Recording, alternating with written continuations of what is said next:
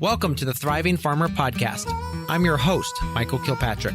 Our mission is to inspire, educate, and celebrate sustainable farming. We believe that you can build a profitable, sustainable farm that gives you true farm freedom. Join us as we talk to farmers, innovators, educators, and entrepreneurs to glean their top takeaways in business and life. Hey, Thriving Farmers, Michael Kilpatrick here with yet another episode of the Thriving Farmer Podcast. And today my guest is Julie Warpinski, who is the founder of Rosewood Farm in Sugar Grove, Illinois. Since 2019, Julie has transformed her 6-acre farm into a vibrant community hub, blending naturally grown produce, fresh flowers, and hands-on events from CSA programs to weddings and cooking classes. Julie, welcome to the podcast. Thank you so much for having me. Yeah, and give us a little bit of background about how did you get started as a farmer? So I grew up in rural, outside of Chicago, not crazy rural, but about an hour outside of Chicago. I grew up in a farming family, so we always had access to, farms and uncles and aunts who lived on farms. But I actually went the career of culinary. So I actually became a chef, was in Chicago for about 10 years, worked in restaurants, managed restaurants, was in a kitchen for all that time, and I burnt out completely. So I couldn't do the lifestyle, you don't see the sunlight, you work, I'm used to the crazy hours. So I wanted to get back out to what I knew and back out to near my family, that kind of stuff. So I had the crazy idea to just buy a farm. Okay, and remind me, where is Sugar Grove, Illinois in relationship to Chicago? Sugar Grove is almost exactly an hour west of Chicago. Okay. So you're still definitely, your market can still be into the city if you choose. Exactly, yeah. Sort of that like little bit of a destination. Okay, all right. So let's talk a little bit those early years. You bought a farm. What was next? So I bought a farm right at the end of 2019, which means, since being a chef, I knew sort of the catering industry. I knew that sort of weddings and hosting events was where the money was at. So of course I had this grand vision of, a farm that does events. Obviously a lot of people do that, but I wanted to do that. But then 2020 hit, and that is a terrible time to open a wedding business. And I was literally in the filing my application stage and getting all the permits and stuff. So I personally pivoted to starting the farm. I started garden beds. I started just tilling up the land and figuring out how I could make some money happen, which meant the local farmers markets. So I started what I knew, just the basics. I was set on being an organic farm, so that was something new that I never grew up with, and started teaching myself using your Growing Farmers program to learn as much as I could. And just started selling at the local farmers market and eventually expanded. Okay, very cool. So you're an hour from there. You're selling at a local farmers market. What would you say the biggest learning experience was in those early years? I would say, obviously, it was all a learning experience. I mean, I had to go through, because we're a very diverse farm. We don't just singly do one thing. We do agriculture, we do events, we do on-site education. So trying to get people, whether or not you're filing permits, you're dealing with the health department, you are filing for farmers markets, you're trying to figure out, how to make all of those work, was really, really hard. And during a pandemic, that was even harder. So if you had removed that, it was hard. But trying to get a learning curve of, just even trying to put up a building and trying to make sure that septic and, electric and we are actually within the city limits. So we got pushed to the city. So everything must be ADA. Everything must be a certain health department county. So I really got handed a lot more than I was not signed up for. So yeah, thankfully we don't have a public bathroom, so they haven't made us do the ADA for that. And our store is not, that is something we are attempting to work on. And we were actually, that was one of the projects that was going to be done this summer, was making our store ADA compliant. And then, of course, we got hammered this spring with a bunch of stuff. So, it's not an easy cost. I mean, I love being able to, like, we have a flower you pick, and we've had people, come on a motorized wheelchair and stuff, and they are so grateful that we are more accessible. So that's an amazing feeling. But the cost of it all is, I mean, it's a lot. So, but it's a good thing if you can do it. So then, do you guys actually prep like produce there? Or how does the health department get involved, I guess is the question. Yeah. So because I was a chef, I was very insistent on keeping sort of a food aspect.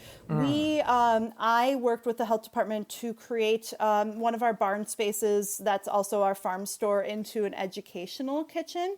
So we in Illinois have some, while they are very, very strict in Illinois, we do have some clauses of, things you can use. So I was able to turn the kitchen into an educational kitchen, which means that, I have to have obviously public restrooms. I have a very, very small 3-compartment, but outside of that, I don't have to have, a hood system. I don't have to have a grease trap, that kind of stuff. So I sort of was able to save some money through that.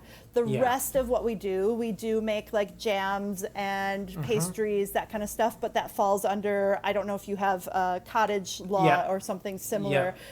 So I sort of run, it's a very gray area, but we sort of go education and then we go cottage, but we can't do anything in between that. So we don't actually cater our own events. Gotcha. Yeah, one of the things that we have an off-farm bakery right now, and it's struggling. We're not loving with how everything's going with that right now, and so my wife was like, "Well, I guess I could pull them back into my kitchen and do it cottage."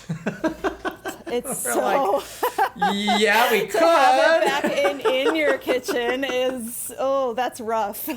So I mean we're working up. We have some other things. We were just sitting there brainstorming, and I was like, that is not gonna work. Yeah.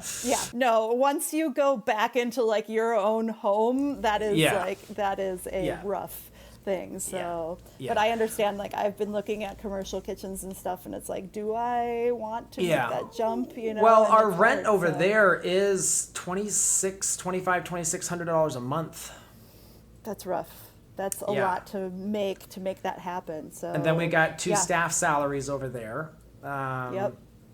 So it's not cheap. So we're trying to figure that nut out ASAP.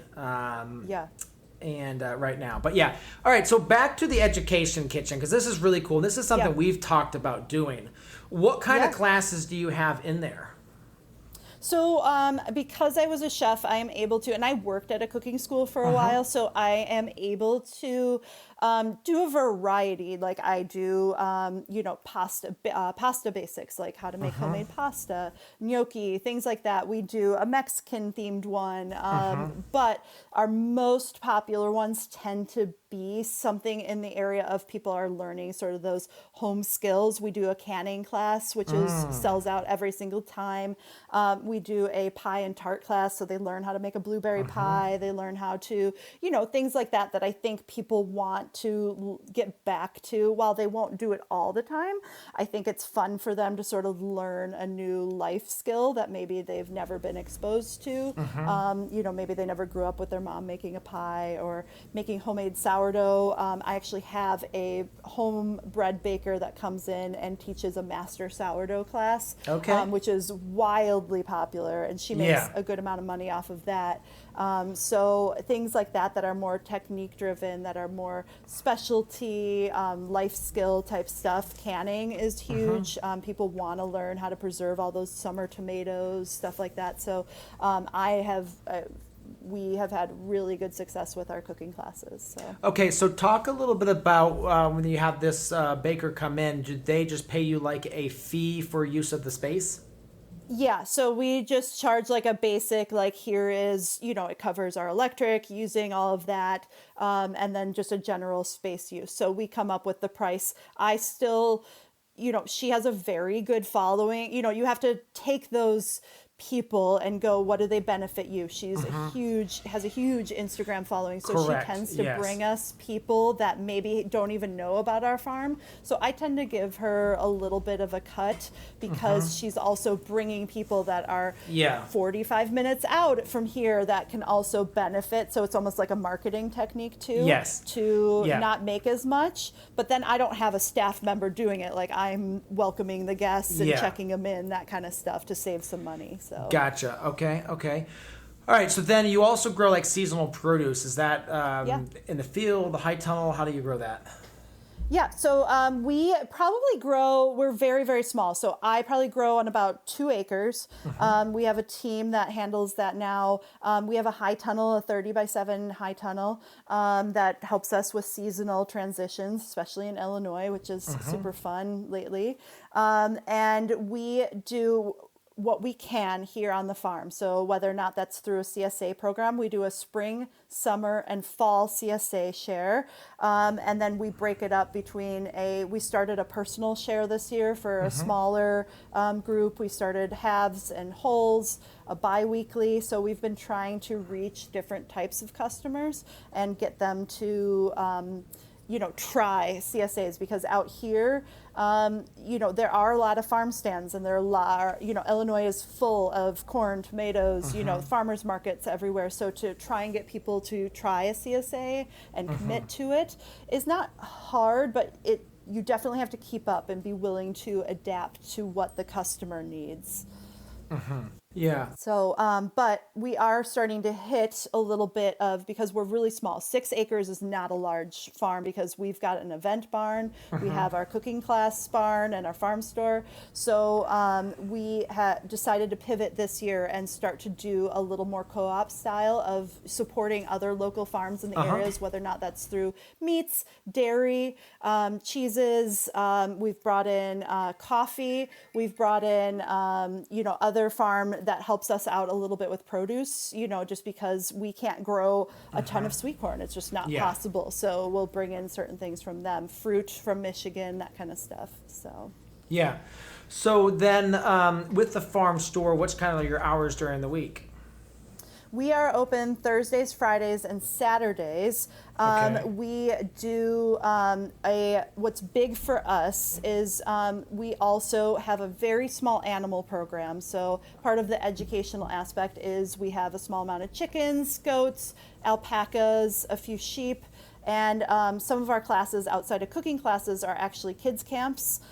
We do a awesome, very wildly popular 2 to 6 year old class called Little Farmers. They get to learn about each of the animals. They get to learn why each animal has a purpose on the farm, and they get to help with snack time, that kind of stuff. And then during our farm store hours, they are able to interact with those animals. So we are open. We don't charge there's no like admission fee or anything. So our farm store tends to get a lot more traffic, because a mom can pop in, pick up a few things, and then show their kid around the farm. They can hang with the animals. Friday mornings, we offer local author story times, where we're packed with local authors that do story time on the farm.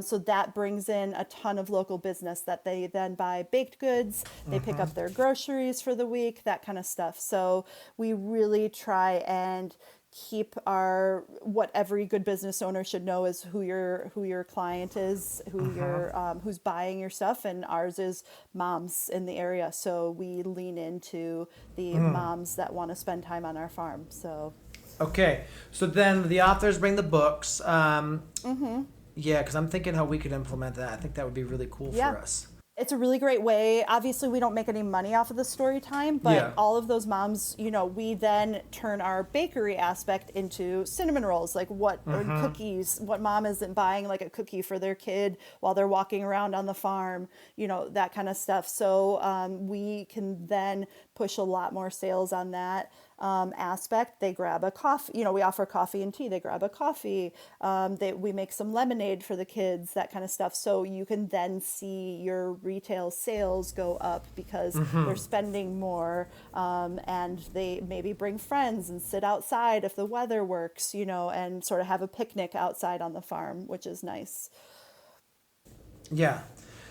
Awesome. Okay, so then, and I'm assuming they come do story time, then they go look at the animals, that sort of thing. Yep. Yep. And then the event space that you have, is that kind of where you would hold these types of the author aspect? It can be if it's raining or like really awful outside. We try and do them outside. Like the kids love to be outside. We try to minimize the mess because when you have kids, you have to remember like kids are gonna try and get into things. They're gonna pull. They're moving dirt and they'll find a tree and start trying to climb it, that kind of stuff. So you do have to be sort of kid proofed.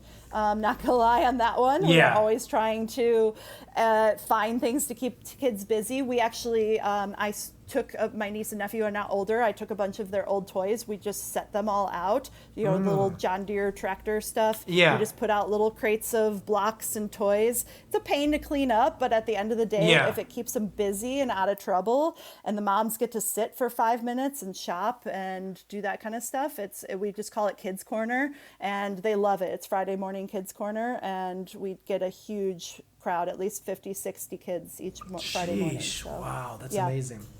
Yeah, that's awesome. Talk a little bit about the marketing you do. So talk about where you focus your energy. Yeah, so marketing has always been we do a lot. If you can't tell, we do a lot on the farm. So trying to market every single event we do is whether or not we're doing weddings, we're doing public events with music and a food truck, that kind of stuff, an artisan market, cooking classes.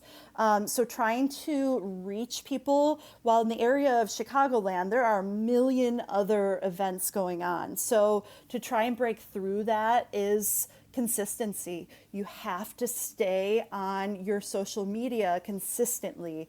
And I wasn't able to do that until I hired somebody to help me with it, because there is a way of just knowing, like I said, we know ours is moms, we know ours is sort of people looking to get outside and experience a farm aspect, learn something new through a cooking class. So you can sort of tailor. We've actually seen more traffic on Facebook than we have Instagram, but now we're sort of shifting back to Instagram. We tend to not do as many paid ads, but on occasion you have to. You play the game of, you have to participate. Facebook they care about money. So they're an information machine. They collect people's information and they want you to pay for it. So you do have to play your cards and, make sure you're using that responsibly. You can't just do all this stuff for free. But our biggest thing is that we do the reason I created the farm is for the community. So I'm not trying to charge every person that walks on this farm $5 to get in. And if that's what farms do, that's great, and they make money off of that. But we are finding other ways, whether or not they come to story time and then maybe they book a birthday party in our event barn, that we make way more profit off of. Maybe, stop right there. Join the CSA. Yeah. Birthday party. Okay, so what does that entail? So, we have the event barn. So it could be, we have a wedding on the weekends. We have birthday parties, bridal showers, all sorts of things. Like, we are a full-fledged event business. So we have a Well, you've got the public sector. restrooms too. Yes. So we can do events of up to 100. So you can we just put up a brand new building this spring that is finally air conditioned and heated, which is, we used to have a tent, and that was hard when it's 100 degrees outside or cold. So weddings wise, we have at least 1 or 2 weddings every weekend. In between that, if we don't have weddings, we could have 5 events a weekend, whether or not that's showers, birthday parties, family gatherings. Last night we had a get together for first responders. They just had like an outing for their employee, their staff and stuff through the local area, hospitals and first responder area. So it really just depends. It's people want to be outside and they want to enjoy what we see every day, and you forget that sometimes of it's nice to share it with people sometimes. Wow, I'm on your website now. I just finally clicked over there, Yeah. and I'm looking at your event building, and that is stunning. Thank you. Yeah, that really came out well. It was a definite labor of love, but I Yes. pulled the trigger. I was just like, it's, Yeah. you know, when you invest and you know it's right, you know, and we're not looking to do, you know, 300-person weddings. I don't want that. I don't want a bunch of drunk people running around the property. It's Correct. meant to be a local area. We share the farm with the community. That is our mission, is for people to come and be able to enjoy it. So we're not this, you know, huge acreage farm, and we just want people to be able to connect locally, get back to seeing how food is grown, seeing how animals are on a farm, seeing what we can do with our produce, and then maybe you have your wedding there, and that's amazing, you know. So it's this really unique concept. I'm not gonna lie, it's a beast to run. We are exhausted this season. Yeah. And So it is a lot. let's talk about that. Talk about your staffing. What does it take to keep Yeah. your farm going? Right now, we are, as I'm sure every other farm is hitting, our college, high school crew is going back to school right now. So probably at the height of summer, I have about 15, 16 people working for us, which can range from, I obviously have an event coordinator, like I couldn't plan weddings and showers and birthday parties. I would go insane. Trying to answer all of those. You forget phone calls, emails, all of that stuff, booking all of that. So we have our own events team. I have a farm team, and then I sort of have like the in-between team helping run the farm shop, helping with cooking classes, sort of helping with the day-to-day sort of ins and outs. And then in between then, you've got grass mowing, you've got trimming, because if you're a farm open to the public, it must be ready to go every day that you're open. Yeah. So yeah, I mean, I'm looking at the pictures on your website too, and you are in the city limits, but you got farmland all around you. Yeah. So out here, I technically was county when I bought this, but then they look at the giant aspect and they go, whose problem do they want me to be? And so the county was like, you are too close to the village. You're the village's problem. So they kicked me to the village. So, which is, I was very fortunate. It took I'm not going to lie, it took a long time. I had to go through the meetings, and sit there and listen to people that were worried about noise, that were worried about traffic, that were, and you have to do your due diligence. There's no easy way around it. You don't go and start doing weddings without permits, or you try and do it without, you've got to, it's a dangerous game if you try and do that. So it took a long time, took a lot of money. I am still, I haven't recovered at all. It's trying to to keep growing the business, Yeah, I mean, and that's like this year we took on more debt than we ever have in the past. But again, our business model now is working. We see, the trend of the cash flow. And it made sense to take on the debt so that we could free up our team and just have a much better quality of life. Yes, So, and you take those chances, like putting up an event building that is what you need it to be. I didn't want to skimp on it. I didn't want to not have certain custom windows or other things. It's like, if it's going to be what I want it to be, I might as well take that spend. But I have to work my butt off. That thing is booked Monday, as much as we can. Yeah, no, absolutely. And then the trees, I'm assuming these trees are big enough that they had to be there when you got there. Yeah, so a lot of the farm I bought, the previous owners bought it they built it in the 90s, and they planted like all of those trees. They were babies in the 90s. So most of the main trees, I'm very fortunate, they're like 30 to 40 years old. So correct. I'm so fortunate in that aspect. So because that makes the farm. It does. It adds the character. It adds all the things. So, and some of it I had to do. All the entire area where the event space is. It had to be completely regraded. We had to add a pond. We had to add all the trees and stuff over there for shade, not only, but also for noise reduction and headlights. There's certain restrictions on headlights, and you've got to put in a parking lot light. You've got to do just general things. So did they make you do a paved parking lot, or were you able to get away with gravel? So here's what I did. I have a paved ADA. So the entrance, the straight line in the entrance, and then their ADA spots are paved. I found, and I forget how we found this, but it's actually called Grass Protecta, and it's this mesh netting that goes over grass. And it's ADA approved, and it's rated for a fire truck or other trucks to drive on. So because I was adamant, I wasn't allowed gravel because that's not ADA approved. And I was adamant, I don't want to stare out at a giant I live on the property. Yes. I don't want to stare out at a giant blacktop parking lot every day. So or smell it.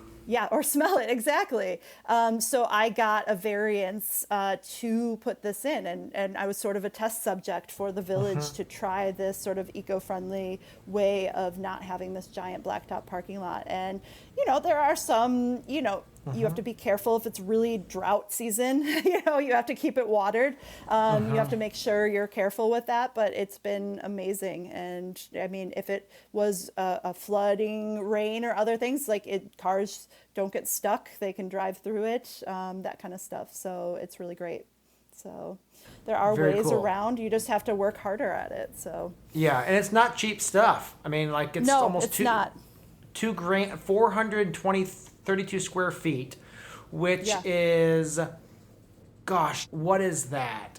2 parking spaces? It's $2,000. Are you talking about a roll? Yeah. Yes, I'm looking at the price on the roll. Yeah. Okay, so when you buy in bulk, you get more of a discount, but let's hope. It's an expensive parking lot. Yes. So I always tell people in our city, I am morally opposed to more blacktop. And so if right now we're just using a gravel parking lot, and the city's letting us slide on that. But if we do any major expansions, we will put down. We'll probably do pretty similar to you. We'll do cement, and we'll put a cement main thing in, and then try to get a variance for something like this. Yeah, it's definitely, like I said, the cost up front is a little scary, but if you do a larger plan, you can find a distributor that can get it in for a lot cheaper. Not a lot cheaper, it's still expensive comparatively to gravel and asphalt, but like I said, I wasn't allowed gravel. I didn't want asphalt, so the in-between is something like that. So as far as I know, so yeah, very cool. All right, so talk to us, in the business, what does your day-to-day look like? Because you have 15 to 16 people, so kind of I'm sure you have a wide range of different skill sets and just what people do on a day-to-day basis. Yeah, it is like I said, it's a beast of a place to run. We have people here early in the morning starting on the farm side, and we have sometimes weddings going until midnight. So we are a full, it is a long, long day. So luckily, because I live on the property, I'm able to, adjust my schedule to what's needed. Obviously this is technically year 5, even though probably year 3 with the main part of the event business and having a farm store on site. But we generally, I have 2 managers who help run the day-to-day operations. So they help, tell the employees what's going on. They write lists. They are amazing at what they do. And then I am in charge of sort of all the in-betweens, whether or not it's running all the shopping, doing all of the, answering certain emails, just general requests that are coming in, making sure when you have classes, you have to upload all of those online. You have to make sure everything is seamless, checking in, meeting with the events crew. What do we need this week? What's set up? What is this? And then I'm sort of the fill-in, we don't have a staff member to close the wedding tonight. I'm that person. If we have a call off for harvesting in the morning, I'm that person that's jumping in and helping harvest, or we don't have a cashier at the farm store, you bet I'm in the farm store, So it's nice to not have one position for myself, but I sort of have to be the jack of all trades of the farm. So, and same thing, I've got to take care of the animals. I've got to, there's a whole system of that. And I may have to start in the morning and then teach a cooking class in the evening. So it's long days. I'm assuming the warm months are your busiest time of year? Oh, yeah. I would say April through November are go for it season, and then come January, February, we're closed. So we tend to sleep and catch up and reboot, get everything, when you're dealing with weddings, you have contracts, you have all the paperwork, you've got to make sure everything's all good. So it's a lot of office time spent those months. And I would assume that, like your contracts are digital sign and stuff, so you're able to at least make that a little bit easier? Yeah, you have to start investing in a lot of those, and it's expensive. All of those softwares that track, we have at least 100 open events right now that are in a process of an event, whether or not they booked a wedding next year, they're in 2 weeks, that kind of stuff. You have to have a software to manage that. You have to have software to manage all of your sales, Square or whatever, Clover or whatever. So you pay for all of that stuff, and you pay for a website, you pay for, it's a lot that adds up at the end of the day. Yeah. And then, okay, so you've got, just because, we deal with a lot of the same things, so I'm just trying to think through the aspects here. All right, so you live on the farm. Yeah. Do you feel that's sustainable long term? I would say, for me, I'm not married or have children or anything. So for myself, it's working right now. If I was to have kids and, I needed to make dinner and get them to school on time, it probably wouldn't be sustainable. I don't see, trying to have a wedding run until midnight and be like, kids, go to bed.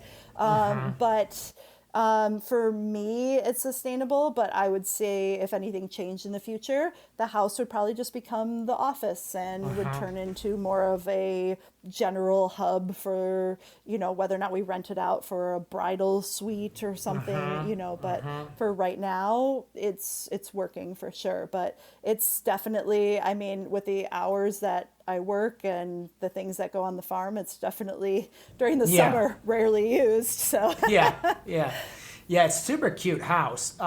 Thank you. Is that just siding or is that wood? I'm looking at the Google Street View right now. Yeah.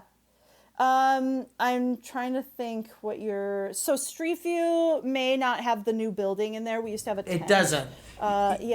So it might just be a concrete pad. Yeah. So it used to just, in the fall, the tent would come down, that kind of thing. So it might just show the concrete pad right there.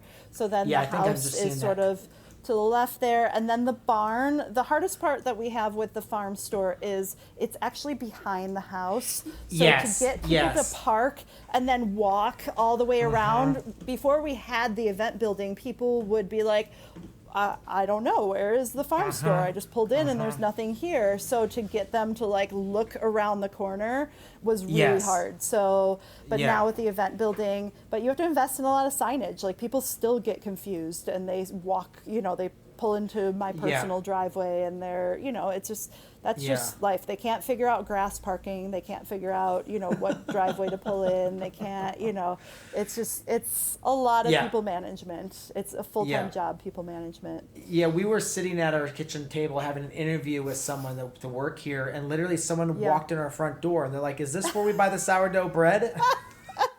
That does not surprise me. No joke. I had a woman walk over a chain over our driveway, we're closed, a chain. She walked over it and was like, I heard you pick flowers. Is it open today? Obviously not. There's close a chain sign. across the Can driveway. You read? So crazy. that is a hard part, if you live on the farm, you are subject to your day. If you get a day off, I try and stay closed Mondays just to have that one day that is, mine on the farm. But it doesn't mean that somebody's pulling in being like, oh, we just wanted to see, what was the venue. We're thinking of having our wedding here. It's you're like, you got to schedule that. Yes. Yeah. So you have to talk to those people. You can't just be a curmudgeon-y hermit. You've gotta yes, you're right. You have to be nice, even though you do not want to be nice and you wish they would just leave. Yep. I've had people pull in the dark, and they're like, oh, well, I'm a photographer for next week's wedding, and I was just curious where the building is. It's like, it is pitch dark out here. Like, I don't understand, but can't be rude, So you got to have a level of service regardless of where you are. So, yeah, it's hard. Yeah, there's a story, this was back at the last farm, but there's a story where I literally went and hid in the cooler because someone pulled in they didn't want to have to talk to. Yeah. Trust me, we get those all the time. People I don't know, do people like love to tell you stories like when they come to the store and stuff, like tell you about their own gardens and things? Yeah. Yes, and none of them listen to this podcast, so I can be very frank that yes, they and unfortunately I'm on our city council. Okay. So I'm also a public official, and so that puts another level of people wanting to stop by. And thankfully, 99% of them love me. So I'm not having people stop by and ream me out, but it's still crashing. We're just going to tell you what we're thinking, and we want your feedback and stuff. So, but I have a lovely wife, and my 2 older kids are pretty entertaining. So good, so I can and. I just keep my headphones on and act like I got someplace to go.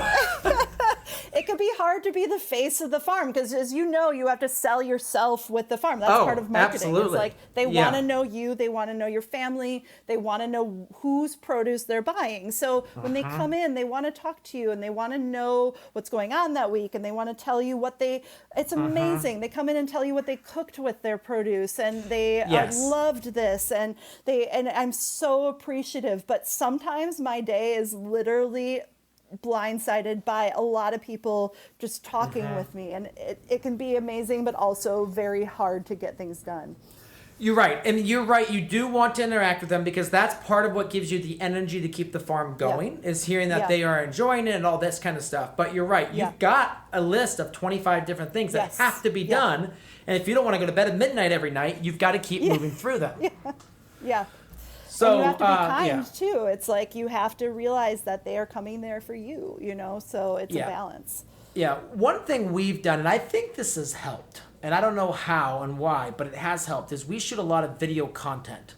So it's me talking around the farm, talking about different aspects of the farm, and I think people feel like they can connect through those videos.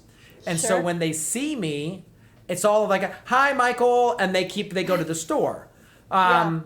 I don't know. That does seem to have helped. And then they'll comment on the video and they'll send us stuff. So anyway, I don't know. That seems to have done something for us. Yeah. But I mean, we have videos are now the happening. Like we are about ready to just start investing in more videos, whether or not it's a wedding tour, answering questions, maybe it's a CSA video, that kind of stuff.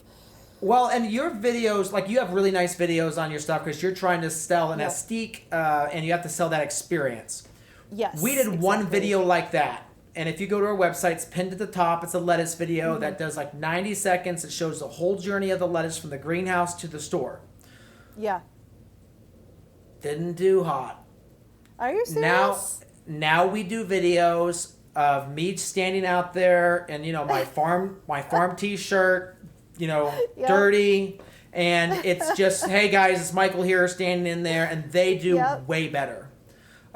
They want you. They want, that is something we did shift to on Instagram and stuff, is we now feature our employees like in our pictures and trying to get them to relate, to the farm itself. Like people want to know where their stuff, if they're going to buy a higher priced produce or something, they want to know why they're buying it. So, which is important. So I think that's sometimes forgotten about in marketing, is that you are part of that marketing. Like you are, whether or not it's through a video, and it doesn't have to be fancy. Like you said, you can be in a dirty shirt and just sort of haphazardly explaining what you did, and it can do really well. It doesn't have to be anything fancy. Yeah, because you've got the event side and you also have a farm. Yeah. Yep. Those are two different avatars, but they probably overlap somewhat. They do. How do you? How do you know kind of where to focus with that?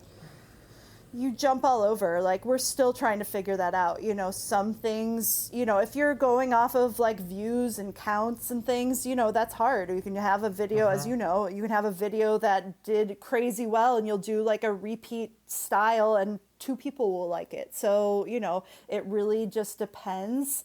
I have personally been trying, and I don't know if you've done it yet, but the social media influencers, trying to tap into them a little bit.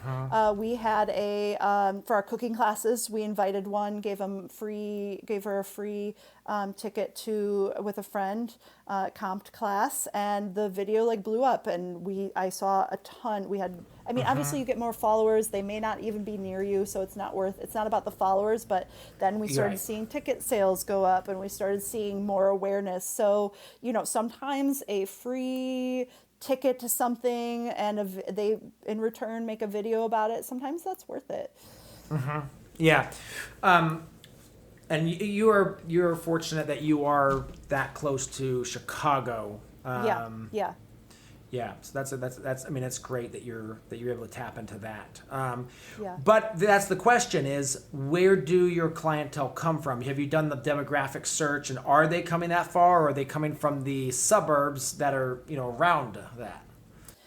95% is coming from the suburbs. So, you know, we are looking into ways of how to tap in. For example, we do farm dinners. And for me, it's a no-brainer. Why are those people not coming from Chicago and things? It just takes time to build up that awareness and reach, like I said, trying to reach Chicago in the grand scheme of they are inundated with marketing and this farm is offering this and this experience and this, you know, thing. So trying to tap into those markets is hard. So you have to get creative. You have to try social media influencers. You have to try different methods of marketing to reach these people. And we are starting to see, you know, certain events. Somebody was like, yeah, I drove 45 minutes to get here. Yeah, I came from, you know, XYZ. And we're starting to see that now. But it takes a long time. I mean, it takes a long time to start reaching those people and to invest. Investing in a social media manager is tough. It's not cheap, and it's to think that you're just paying someone literally to do what you could do. But I mean, I would be like feeding a baby goat and trying to be like, the store's open. Yes, yeah. It's not possible if you want to stay consistent. So. Yes, so absolutely. It's definitely. And you have is that a train track behind you? Yeah, we have a train right on the property. Okay, so our funny fact, our farm is sandwiched between 2 train tracks. That's amazing. Yes, because that was one of the things I was like, well, that's cool. Maybe we could do an event barn. That sounds. I was just trying to process through it. And I was like, oh, we have a train, but you're making it work. Yeah. We make it work. It's part of the sales. Like, obviously, if it's not for them, it's not for them. So, you know, they're not going to book there anyways because they're probably going to find something else they don't like. Now, can I turn it into this 15 grand buy-in for your event? Like, no, but we play into that. It is an organic farm. This is part of the experience. Yes, we've had a train roll through right during a ceremony and everyone laughs and we're all, you know, having fun with it. So you just have to not overthink it. So and be honest up front. We don't try and hide it, you know. Yes. It's not like a right there. You know, it's literally right there. Like there's no avoiding it. So what one piece of advice would you give to someone who's, you know, maybe thinking of ditching the corporate job and starting a farm? It's a lot of work. Like, it is not something that is going to be easy. And obviously, you know, the cash game is hard. As anybody knows, it's like you need to figure out your financials. It's not as simple as buying a farm. You need to do your due diligence of what exactly do you want to do.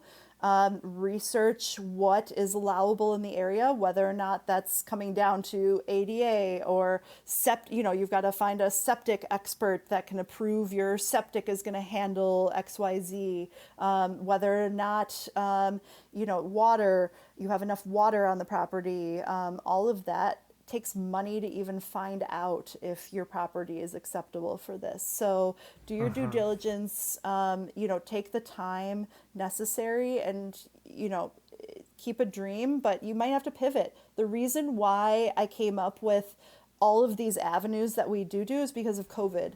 I pivoted about 45 different times, and somehow a lot of them stuck. So we are running a farm that is the hybrid COVID after effect of, we're just going to start doing a lot of things and hope that they all work. So yes, yeah, that's all you can do. Absolutely. All right. Well, Julie, thank you so much for coming on today. It's been a pleasure interviewing you and learning about your operation, and best of luck. Thank you so much. I appreciate it. So there you have it, another episode in the books. So I'd love if you would hop on over to iTunes and leave us a rating and a review. Those mean everything to us. We love to hear what you're thinking. If you have a podcast guest that you can recommend, please pop on over to the Thriving Farmer Podcast website and leave us a review. That's thrivingfarmerpodcast.com.